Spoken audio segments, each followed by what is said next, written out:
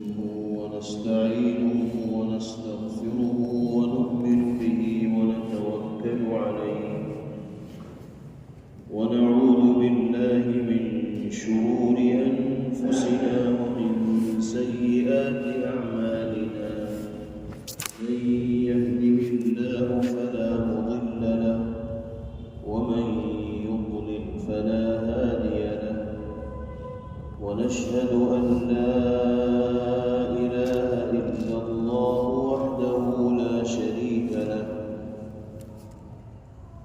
ونشهد أن سيدنا ونبينا وإمامنا وسندنا ومولانا محمدًا عبده ورسوله صلى الله تبارك وتعالى عليه وعلى آله وصحبه وبارك وسلم تسليما كثيرا. أما بعد، فأعوذ بالله من الشيطان الرجيم. بسم الله الرحمن الرحيم.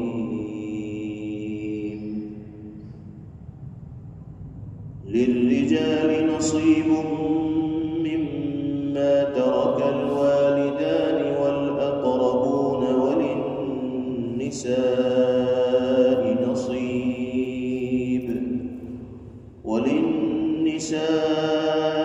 نصيب مما ترك الوالدان والأقربون مما قل منه أو كثر نصيبا مفروضا. وإذا حضر القسمة أولو القربى واليتامى والمساكين فارزقوهم منه وقولوا لهم قولا معروفا. وليخشى الذين لو تركوا من خلفهم ذرية ضعافا خافوا عليهم فليتقوا الله وليقولوا قولا سديدا. صدق الله مولانا العلي العظيم.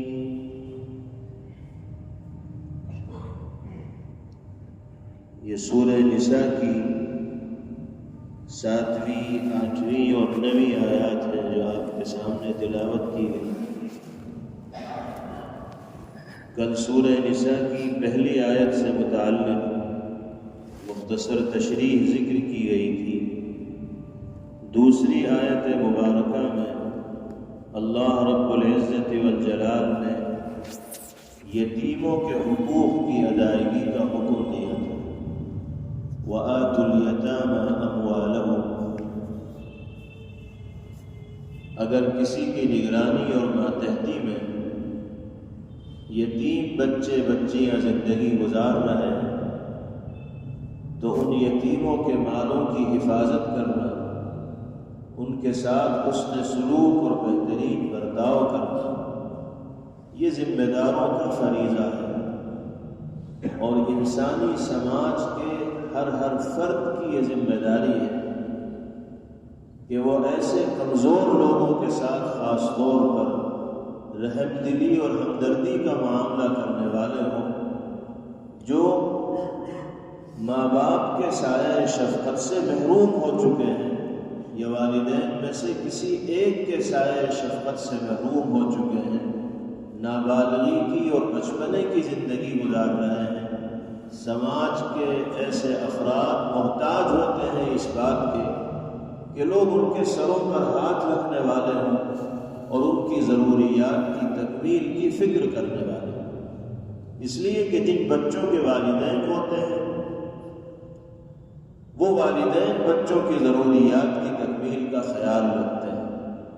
और जो बच्चे माँ या बाप के साया शफ़क़त से महरूम होते हैं तो आम तौर पर उनको समाज में वो प्यार नहीं मिल पाता, वो मोहब्बत नहीं मिल पाती जिस प्यार और मोहब्बत का एक बच्चा मुहताज होता है। اس لیے یہ ذمہ داری اب سماج کی ہے کہ ہمارے درمیان وہ بچے بچیاں جو یتیمی کا درد جھیلتے ہوئے زندگی گزار رہے ہیں، ان کے ساتھ ایسا سلوک و برتاؤ کیا جائے کہ کسی نہ کسی درجے میں ان کا یہ درد ہلکا ہو، ان کا یہ غم غلط ہو۔ یہ تو حقیقت ہے کہ باپ کی کمی کوئی شخص پورا نہیں کر سکتا اور ماں کی کمی کوئی خاتون پوری نہیں کر سکتی، لیکن اگر سماج کے افراد یتیموں کے ساتھ ہمدردی کا اور حسن سلوک کا معاملہ کرنے والے ہوں گے تو کسی نہ کسی درجے میں یتیمی کے درد کا احساس ان کو کم ہوگا، ورنہ بہت احساس ہوگا۔ اللہ رب العزت والجلال نے سورہ نساء کی دوسری آیت سے لے کر 7ویں، 8ویں، 9ویں، 10ویں آیات تک یتیموں ہی کے حقوق کی ادائیگی کا تذکرہ فرمایا۔ اسی ضمن میں وراثت کے احکام بھی بیان کیے گئے، کیونکہ وراثت کے معاملے میں بھی یتیموں کو حالات کا سامنا کرنا پڑتا ہے۔ ماں باپ دنیا سے چلے جائیں، والدین میں سے کوئی ایک دنیا سے رخصت ہو جائے، چھوٹے بچے بقید حیات ہوں تو جو مال باپ چھوڑ کر گئے ہیں یا ماں چھوڑ کر گئی ہے اس میں بالغ بچوں کا بھی حصہ ہے، نابالغ بچوں کا بھی حصہ ہے، لڑکوں کا بھی حصہ ہے، لڑکیوں کا بھی حصہ ہے۔ اللہ تعالیٰ نے تاکید فرمائی قرآن پاک کی ان آیات میں کہ جس کا جتنا حصہ شرعی طور پر متعینہ انداز سے ملتا ہو اسے اتنا حصہ دینا چاہیے۔ کسی کو یہ حق حاصل نہیں کہ وہ کسی وارث کو اس کے حصے سے محروم کرے۔ اگر کوئی کسی نابالغ کو، کسی یتیم کو، کسی وارث کو اس کے حصے سے محروم کرنے والا ہوگا اور اس کے حصے پر خود قبضہ جمانے والا ہوگا تو وہ ظالمانہ طور پر یتیموں کا مال کھانے والا ہوگا، اور ظالمانہ طور پر یتیموں کا مال کھانے والا دنیا میں بھی بے آبرو ہوگا اور آخرت میں بھی اس کو سخت قسم کی سزاؤں کا سامنا کرنا۔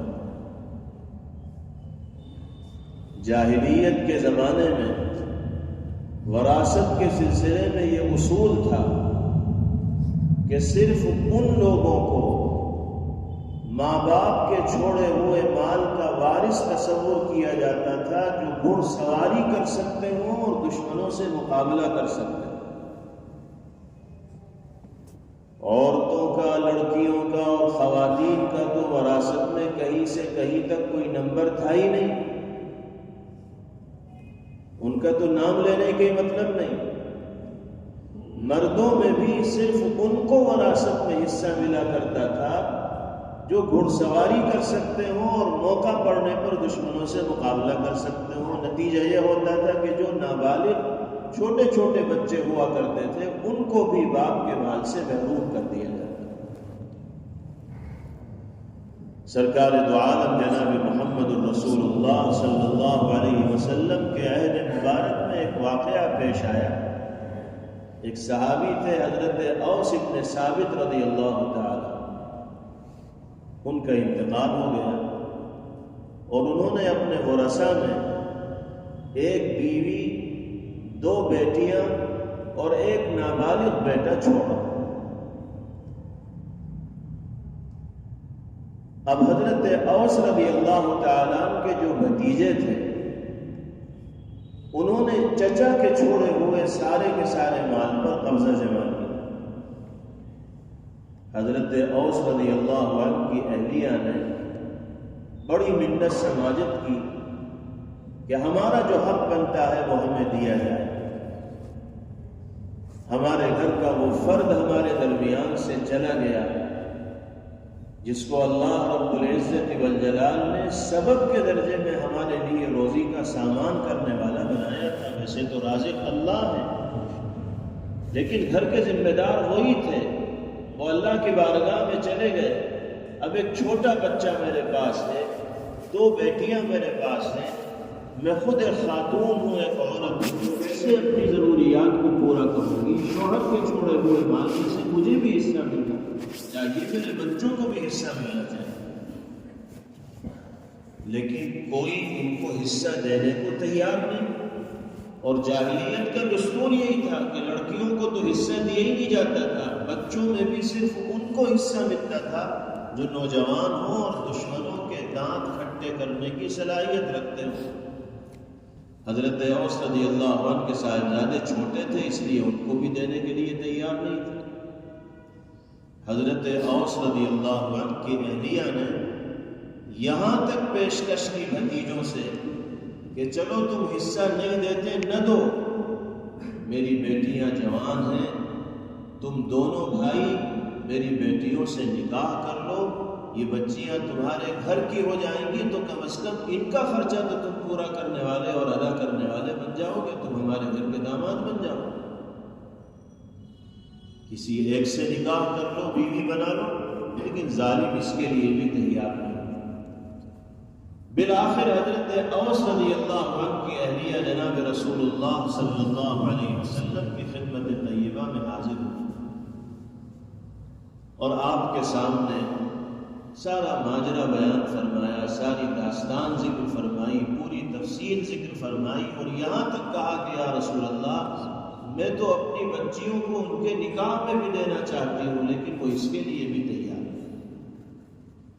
نبی کریم علیہ السلام پر اس واقعے کا بڑا اثر ہوا اور آپ فکر میں پڑ گئے۔ کچھ دیر تک آپ خاموش رہے، پھر اللہ رب العزت والجلال نے یہ آیات مبارکہ نبی کریم علیہ السلام کے قلب اطہر پر نازل فرمائی، جس میں پہلی آیت مبارکہ میں دو ٹوک انداز میں یہ کہہ دیا گیا کہ متروکہ مال میں، ماں باپ کے چھوڑے ہوئے مال میں جس طرح لڑکوں کا حصہ ہے، اسی طرح لڑکیوں کا بھی حصہ ہے۔ لوگوں نے جو یہ دستور بنا رکھا ہے کہ خواتین و مستورات کو اور لڑکیوں کو کوئی حصہ نہیں دیا جائے گا، یہ ناانصافی اور ظلم کے اوپر مبنی دستور ہے۔ انصاف کا تقاضا یہ ہے کہ لڑکوں کو بھی حصہ ملے اور لڑکیوں کو بھی حصہ ملے۔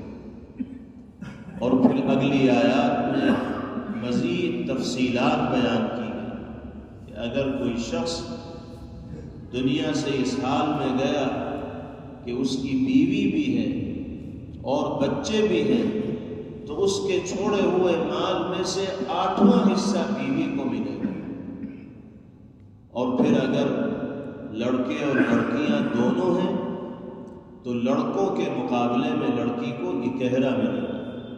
حضرت اوس رضی اللہ تعالیٰ عنہ کے واقعے میں وارثوں میں ایک بیوی ہے، 2 لڑکیاں ہیں اور ایک بیٹے ہیں، تو اب 8واں حصہ تو ان کی اہلیہ کے لیے طے ہو گیا، اور بقیہ جو مال رہ گیا اس کے شرعی قانون کے مطابق 5 حصے کیے جائیں گے، 4 حصے کیے جائیں گے، جس میں سے 2 حصے نابالغ بیٹے کے ہوں گے اور ایک حصہ بیٹیوں کا ہوگا۔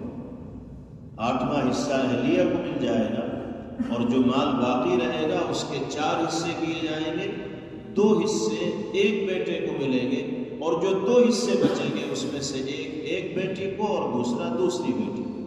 نبی کریم علیہ السلام نے اس طرح حضرت اوس رضی اللہ تعالیٰ عنہ کے اس مال کو ان کے ورثاء کے درمیان تقسیم کرنے کا فیصلہ فرمایا۔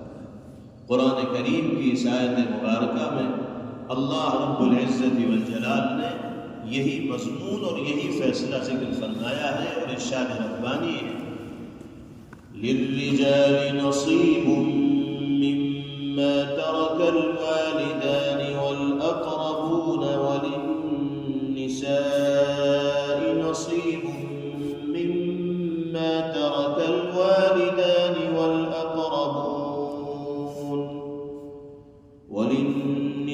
وللنساء نصيب مما ترك الوالدان والأقربون مما قل منه أو كثر نصيبا مفروضا۔ مردوں اور لڑکوں کے لیے بھی اس مال میں سے حصہ ہے جو والدین اور رشتہ دار چھوڑ کر گئے ہیں، اور لڑکیوں اور خواتین کے لیے بھی اس مال میں سے حصہ ہے۔ والدین اور رشتہ دار چھوڑ کر گئے ہیں، تھوڑا چھوڑ کر گئے ہوں یا زیادہ چھوڑ کر گئے ہوں، یہ حصہ وہ ہے جو شریعت کی جانب سے مقرر کرتا ہے۔ کسی کو یہ حق نہیں پہنچتا کہ وہ کسی ایسے وارث کو جس کا حصہ شریعت نے متعین کر دیا ہو اسے اس حصے سے محروم کرے۔ اس سلسلے میں ہمارے سماج میں، ہماری برادریوں میں، ہمارے قبائل میں، ہمارے خاندانوں میں بڑی غفلت و لاپرواہی برتی جاتی ہے، اور آج بھی بہت سی جگہوں پر جاہلیت کا وہی تصور زندہ ہے کہ مکانات میں، کھیت و کھلیان میں، زمین و جائیداد میں صرف لڑکوں کو ہی حصے دار مانا جاتا ہے، لڑکیوں کو اچھے خاصے دیندار سمجھے جانے والے لوگ بھی حصہ دینے کے لیے تیار نہیں ہوتے، اور طرح طرح کے ہیلے بہانے تراشتے ہیں کہ ابا نے بہن کی شادی کر دی، اس میں اتنے لاکھ خرچ کر دیے تھے، اتنا زیور دے دیا تھا، اتنا سامان دے دیا تھا، تو بہن کا حق تو ادا ہو گیا، اب بہن کا کوئی حق باقی نہیں رہا۔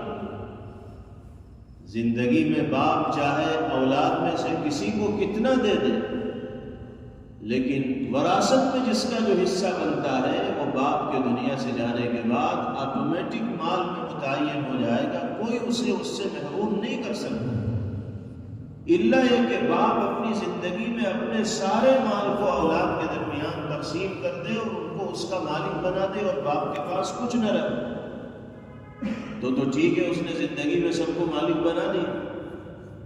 لیکن اگر زندگی میں باپ نے کسی کو کچھ دیا اور دنیا سے چلے جانے کے بعد پھر وہ مال چھوڑ کر گیا، تو اس کے مال میں شرعی حصوں کے اعتبار سے لڑکوں اور لڑکیوں دونوں کے لیے حصے متعین مقرر ہوں گے، ان کی ادائیگی کا اہتمام ہونا چاہیے، ورنہ انسان کو اللہ کی بارگاہ میں مجرم بن کر حاضر ہونا پڑے گا اور سخت قسم کی سزاؤں کا اس کو سامنا کرنا پڑے گا۔ قرآن پاک کی آیت مبارکہ جو اسی ضمن میں اللہ رب العزت والجلال نے ذکر فرمائی ہے، ایسی شدید وعید بیان کرتی ہے کہ سن کر رونگٹے کھڑے ہو گئے۔ ارشاد فرمایا گیا، ان الذين يأكلون اموال اليتامى ظلما انما يأكلون في بطونهم نارا وسيصلون سعيرا۔ جو لوگ ظالمانہ طور پر یتیموں کا مال کھاتے ہیں وہ در حقیقت اپنے پیٹ میں جہنم کی آگ کے انگارے داخل کر رہے ہیں، اور ایک دن وہ آئے گا کہ انہی انگاروں کا ان کو ایندھن بننا پڑے گا۔ اللہ تعالی ہم سب کی حفاظت فرمائے۔ حضرت بریدہ رضی اللہ تعالی عنہ ارشاد فرماتے ہیں، نبی کریم علیہ السلام نے فرمایا کہ قیامت کے دن ایک قوم قبر سے اس حال میں نکلے گی کہ اس کے منہ سے آگ نکل رہی ہو۔ پوچھا گیا کہ یا رسول اللہ، یہ کون لوگ ہوں گے جن کو قبر سے اس حال میں اٹھایا جائے گا کہ ان کے منہ سے آگ نکل رہی ہو؟ تو پیغمبر علیہ السلام نے فرمایا کہ کیا تم نے اللہ رب العزت والجلال کے اس فرمان کو نہیں سنا؟ کون سا فرمان؟ جو ابھی آپ کے سامنے پڑھا گیا کہ جو لوگ ظالمانہ طور پر یتیموں کا مال کھائیں گے وہ در حقیقت اپنے پیٹ میں آگ کے انگارے بن رہے ہیں، اور اسی آگ کا ان کو ایندھن بننا پڑے گا۔ تو بہنوں کا مال دبا کر، یتیموں کا مال کھا کر انہوں نے اگر ٹھاٹ کی زندگی گزاری ہے اور چند روزہ زندگی میں عیش و عشرت کے سامان انہوں نے کیے ہیں، آخرت میں دن میں تارے ان کو دکھائی دے جائیں گے اپنی اس بدعملی کی وجہ سے اور حق تلفی کی وجہ سے، اور وہی آگ ان کے منہ سے نکلتی ہوئی دکھائی دے رہی ہے۔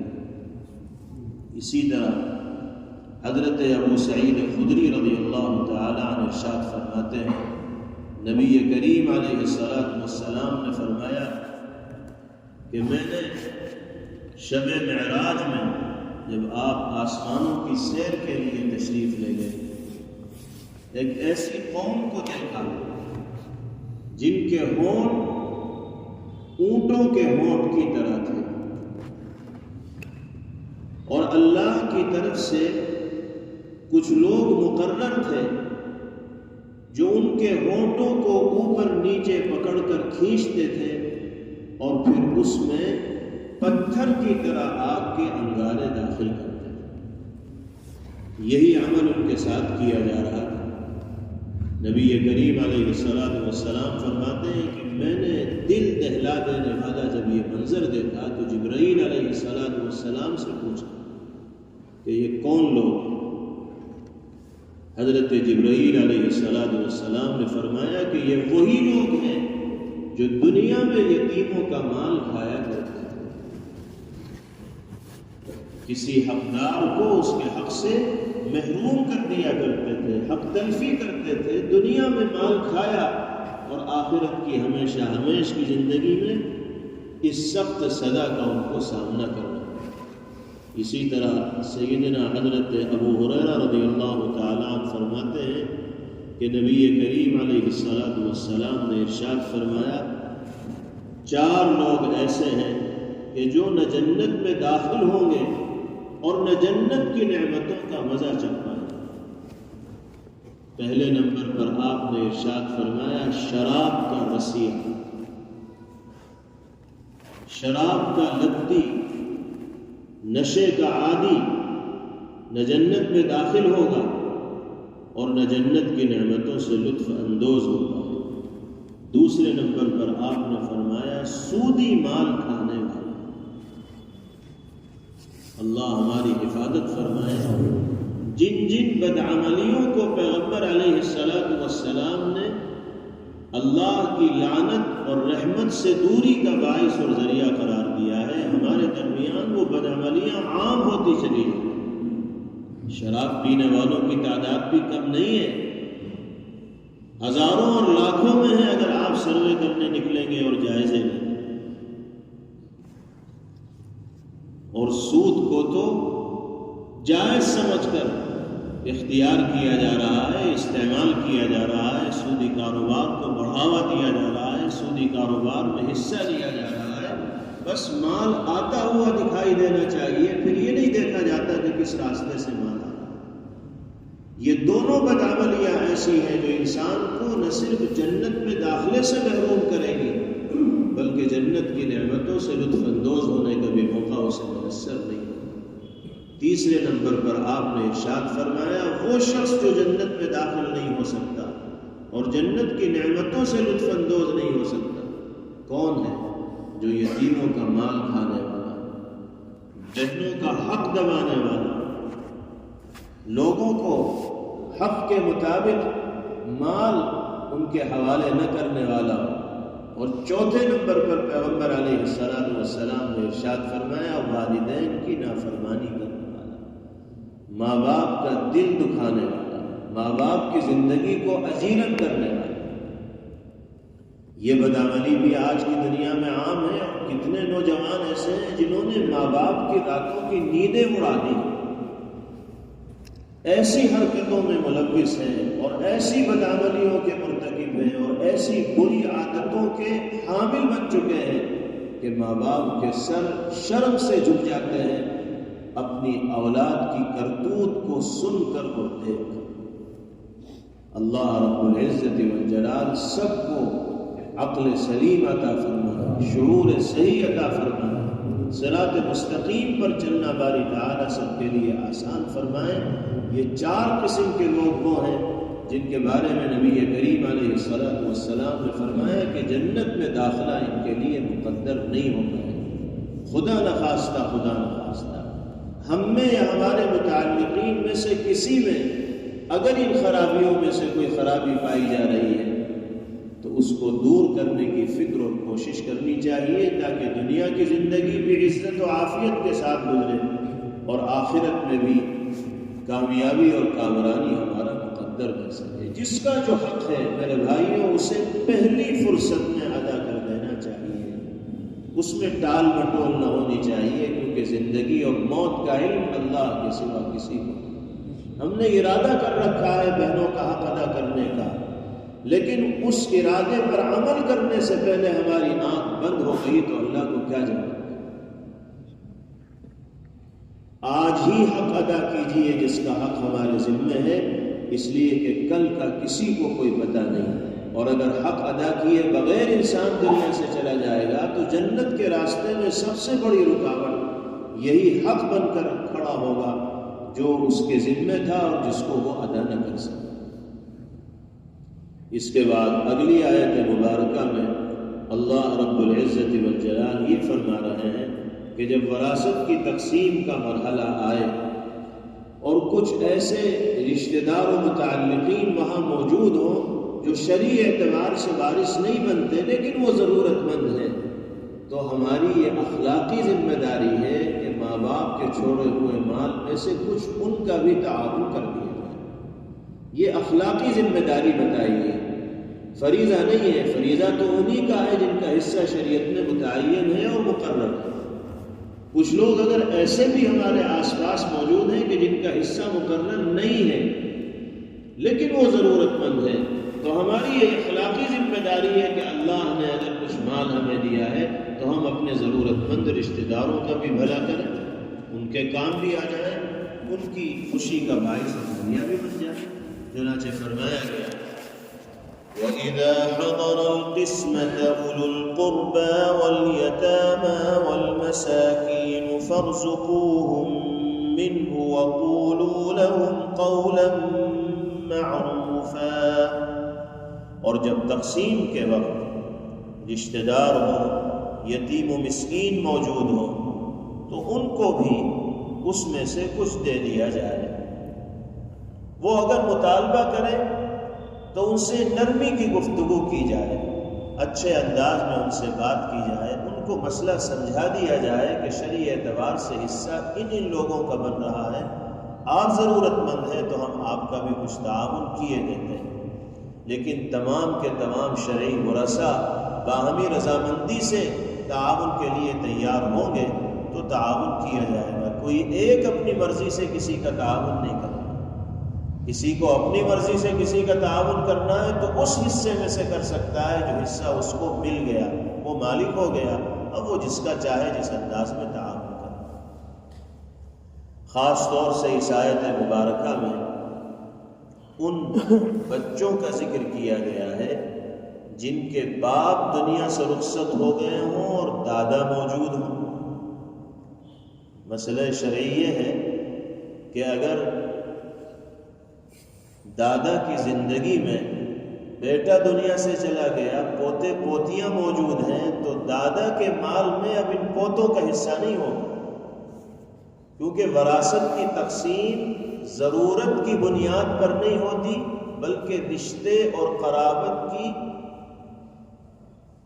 قویت، طاقتور ہونے کی بنیاد پر ہوتی ہے. جو رشتے کے اعتبار سے جتنا قریب ہوگا اس کو وراثت میں حصہ ملے گا، ضرورت و احتیاج کے اعتبار سے حصہ نہیں ملتا. دادا کے مال میں سے بیٹے کو حصہ ملتا. بیٹا باپ کی زندگی میں دنیا سے چلا گیا، اپنے بچے چھوڑ کر گیا، تو اب دادا کے مال میں سے پوتوں اور پوتیوں کو حصہ نہیں ملے.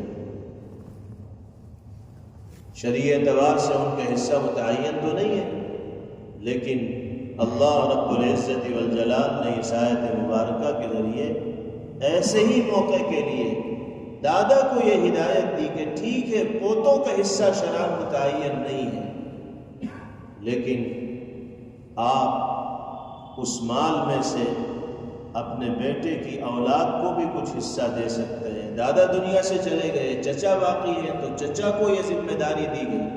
اخلاقی طور پر ان کو ہدایت دی گئی کہ باپ کے مال میں سے جس طرح آپ اپنے درمیان تقسیم کر رہے ہیں، اسی طرح اپنے بھائی کے بچوں کو بھی اس میں حصے دار بنائیے. آپ کا بھائی زندہ ہوتا تو وہ بھی آپ کی طرح دادا کے مال میں حصے دار ہوتا. وہ دنیا سے چلا گیا، اب ذمہ داری آپ کی ہے، آپ اپنے بھائی کے بچوں کی ضروریات کی تکمیل کرنے والے ہوں اور فکر کرنے والے ہوں. تو اللہ رب العزت والجلال نے ان آیات مبارکہ میں خاص طور پر یتیموں کے حقوق کی ادائیگی کی جانب متوجہ فرمایا ہے اللہ تعالی ہم سب کو ان مضامین کو سمجھنے کی اور ان کے تقاضوں پر عمل کرنے کی توفیق نصیب فرمائے. وآخر دعوانا ان الحمد للہ رب العالمین. Thanks for watching. Don't forget to like, comment, share and subscribe to Al Wahid channel.